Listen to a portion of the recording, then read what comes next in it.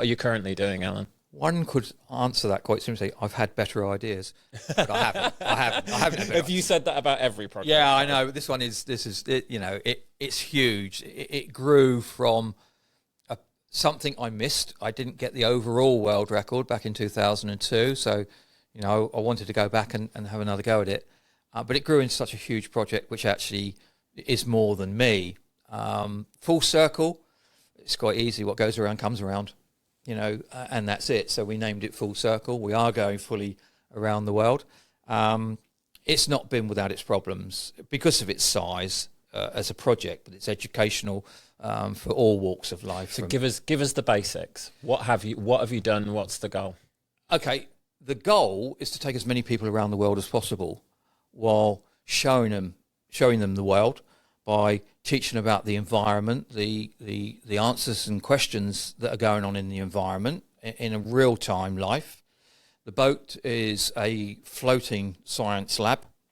It's an environmental lab. It's an endurance boat.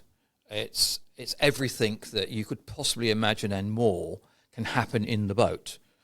We have full-time teachers on our crew, ex-military that have sustained some injuries and gone on to retain into the education systems. How many crew then? How many on board? We have a little problem as much with insurance because of what we're doing. For some reason, they think it's dangerous. But I have now found a group of 3 Lloyd's underwriters who are actually going to insure it through a very good friend of mine, an insurance broker, and they're going to restrict me to 10 crew. But I might better push that to 12 if I take 2 passengers or 2 sponsors or whatever. We were going to take 17. We can sleep 19 people on the boat, so that's an indication. So that's kind of the vision, the original vision, and what you actually managed to deliver. Well, is in the works. Yes, yeah. So you've built this boat. I built it from a pencil drawing. When I got back from sailing Lively Lady, I did take a year off.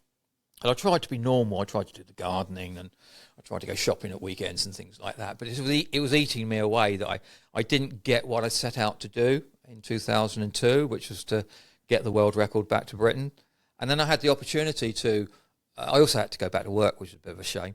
I managed to put it together, and I sourced the best of British, best designers, best engineers, everybody, and we all sat down for a long time, probably 2 years before we started building, to make sure everything was in place. I'm mightily proud of the whole team. Richard Hunt, who goes by the name One Leg Richie, can't think why.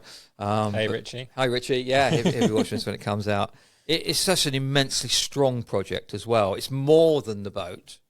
It's about the involvement of everybody that's interested in the sea, everybody that's interested in the planet, as we are. I mean, as an example, we've just started a new part of the programme where we think it's entirely wrong for us to leave our rubbish in another country. Why should we create a problem for another country? So we're actually going to bring back everything we take. So it means decanting a lot of food into better receptacles. We'll be very, very hot on engineering for that. I mean, I'm an engineer, so I'll be designing some compression machines to flatten things down. But we are going to bring everything back that we take. And I know that's a tall order.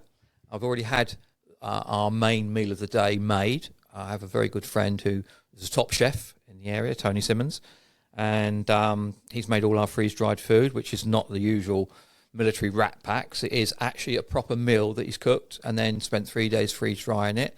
And we're going to use those bags that we eat out of as a waste bag. So each and every crew member will be liable for all their rubbish. And like I say, I know it's a tall order, but technically if you've eaten some of the food, you should have some space in the bag to put your rubbish in. Mm-hmm. So and that's an education side. It's like the sea is dirty because of mankind, not because of any other reason. And we see it more and more often. I mean, I'll pick a plastic bottle up in the street and I'll carry it to the next bin. There's an education problem of youngsters dropping litter. And that doesn't make them bad people. It means they haven't been told or explained the consequences of dropping a sweet wrapper that sweet wrapper ultimately will end up in someone's stomach.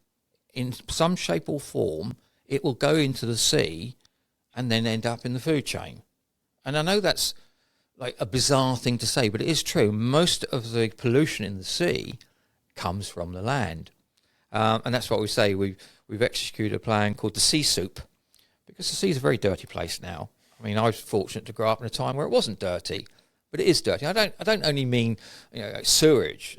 It's nearly everything you see in the sea now is not good. So we're going out of our way for a big education program. The education program obviously starts here.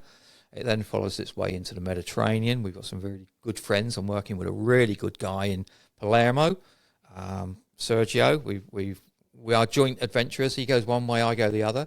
So as you travel, part of the purpose is to raise awareness of sustainable, not necessarily sustainable, ecology and being better treatment of the ocean. Yeah, we're already, even at this early stage, we're working with the government of St Helena in the down in the far reaches of the Atlantic, say Italy, the Mediterranean, and we want to take that message all the way around the world with online education programs from the boat.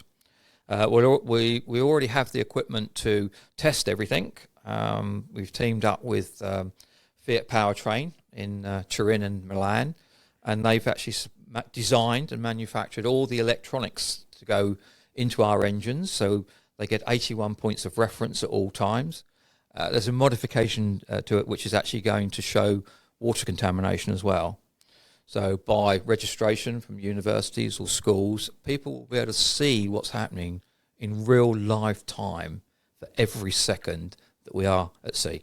Every single second. It's an open source project. That's amazing. I personally am a big fan of exploration, and certainly recently as we record this, I've followed, the Artemis 2 mission around the moon.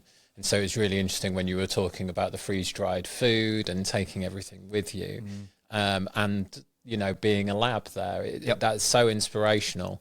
And there's that often told, maybe apocryphal story about how there's parts that we know, there's parts of the ocean that we know less about than space. And so really it does start at home. So just going on to that, I would say we are closer to Artemis 2 than we are to anything to do with boating. I've gone out of my way to make this project so scientific. I've been honoured to work with some, as I said before, some very, very smart people, far, far smarter than me. Our satellite systems, our information transfer systems. I mean, I watched Artemis 2 and was amazed at the clarity of the photographs and the voice content, everything coming back. And I thought, we've done that. We've got that. Yeah, we're doing that. We've done that. Mm-hmm. The only thing is we're not floating around in space. We're floating around on the ocean.